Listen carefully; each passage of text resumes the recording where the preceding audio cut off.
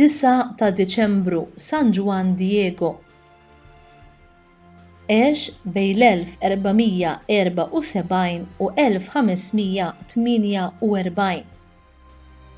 Ftit nafu dwar dan il-Qaddis li San Ġwanni Pawlu II sejjaħlu bħala l-Indjan sempliċi u umli. Fil-bidu kien magħruf li tfisser ismu kien ifisser l-ajkla li titkellem. L-isem ta' Ġwann Diego u marbut mal-Madonna tal-Guadalupe fil-Messiku. Il-Madonna kienet deret l-ewwel darba lil Ġwann Diego fid-9 ta' Diċembru tas-sena 1531 fuq Olja fejn qaltlu biex jgħid lill-isqof li xtaqet li tinbena knisja għad-unur tagħha. Fl-istorja wisq magħrufa ta' dan il-Qaddis insibu li hu ġabar xi wart fil-mantar tiegħu wara li l-Madonna talbitu jagħmel dan u dawn inbidlu fl-immaġini mirakoluża tal-Madonna ta' Guadalupe. Meta nbena is-santwarju, Ġwann Diego mar jgħix fil-qrib fejn beda jgħallem il-katekezi waqt li kien ta' xhieda bl-eżempju tajjeb tiegħu. Huwa ġie ikkanonizzat fil-31 ta' Lulju tas-sena 2000 mill-Papa San Ġwanni Pawlu II fil-Bażilika ddedikata lill-Madonna ta' Guadalupe. Il-Papa dakinhar qal li kien persuna sempliċi u umli li aċċetta l-Kristjaneżju mingħajr ma ċeda l-identità tiegħu bħala Indjan. San Ġwann Diego ifakkarna li l-aħbar it-tajba ta' Ġesu hi għal kulħadd. Rigward id-deriet, il-Verġni Marija deret 4 darbiet fl-1531 lil Ġwann Diego fuq l-Olja Tepeyac barra mill-Belt tal-Messiku u ordnatru biex jgħid lill-isqof bix-xewqa tagħha li tinbena knisja hemmhekk.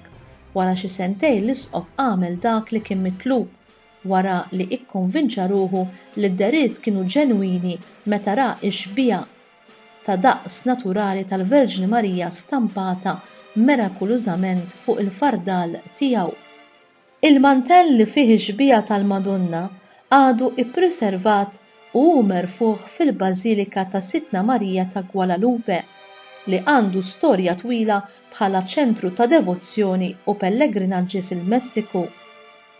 Il-Papa Benedittu XIV fl-1754 awtorizza qudiesa u talb għall-uffiċċju divin f'ċieħ il-Madonna taħt dan it-titlu biex tkun iċċelebrata fit-12 ta' Diċembru.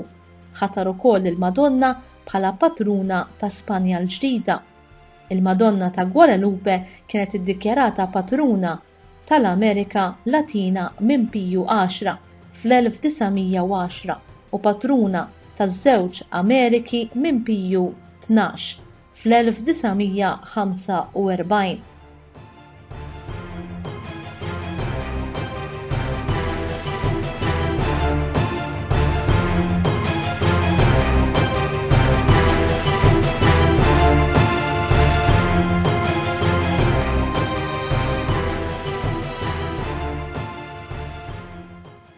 Dan li ġej huwa kliem il-Papa Franġisku meta kien fil-Belt tal-Messiku fis-Santwarju tal-Madonna f'Guadalupe nhar is-Ħsieb 13 ta' Frar tas-sena 2016.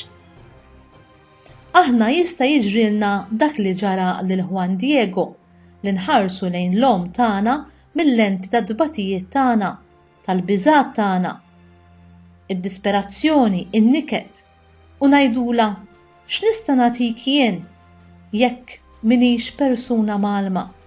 Inħarsu lejn l-om tagħna bl-għajnejn li jgħidula huma ħafna s-sitwazzjonijiet li jxorbulek saħtek kollha u jġaluk inħoss li m'hemmx lok għat-tama għall-bidla għat-trasformazzjoni. Għalhekk nemmen li llum jagħmlilna tajjeb xi ftit tas-silenzju u noqogħdu nħarsu lejn ix-xbija tal-Madonna ta' Guadalupe, inħarsu ħafna leha bil-kalma u ntennula il-kelmiet ta' dak liben liħor li kienu ħobba ħafna. Speċjalment inħares lejk jawm, inżomm biss ħarsti fuqek, inħares lejk kollok kemm int, bla ngħidlek xejn, u ngħidlek kollox bla kliem u bil-qima.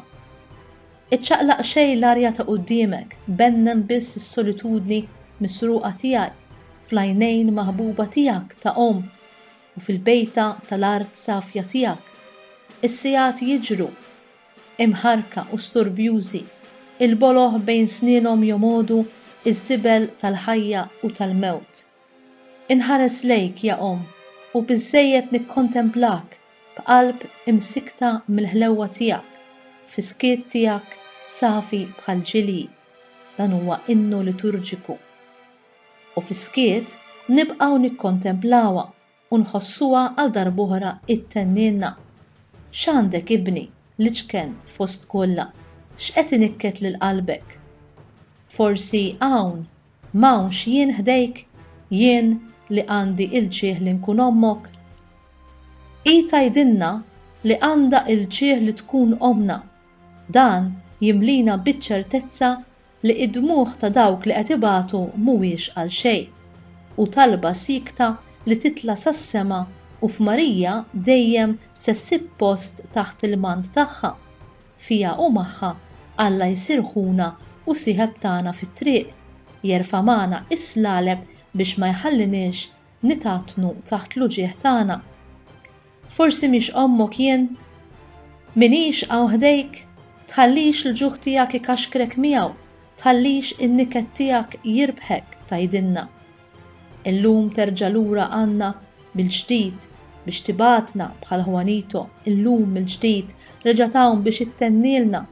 Kun il-messaġġier tiegħi, kun l-istedina tiegħi għal bini ta' tant santwarji ġodda, għat-tħsib ta' tant ħajjiet, għall-xuttar ta' tant dmugħ, biżżejjed timxi fit-toroq ta' fejn toqgħod tal-komunità tiegħek, tal-parroċċja tiegħek bħala messaġġier tiegħi, messaġġiera tiegħi. Ibni santwarji ġodda billi taqsam il-firħ tiegħek għax taf li maħniex waħedna, li hi tinsab magħna. Kun il-messaġġier tiegħi qed tgħidilna billi tagħti xi jieklu lill-imġewħa, xi jxorbu lill-aċċana, kien għal minu fil-bżonn, ħwejjeġ lil minu għarwien u żur lil morda, aqbes għal ħabsi tħallihx waħdu. Aħfer lil min għamillek id-deni, farrax lill-imnikket u fuq kollox tkarrab u itlob lill-Alla tagħna u fi-skiet ngħidula dak li nħossu tila minn ġewwa qalbna.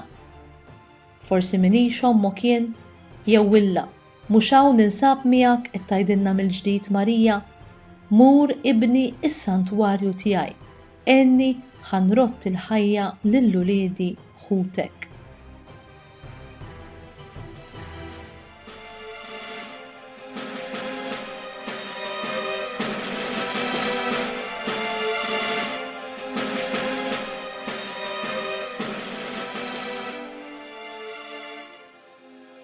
Talba.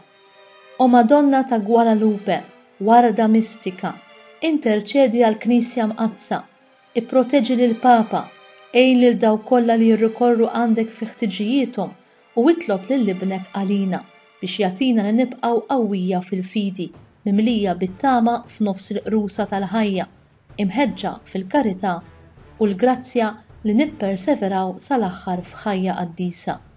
Amen.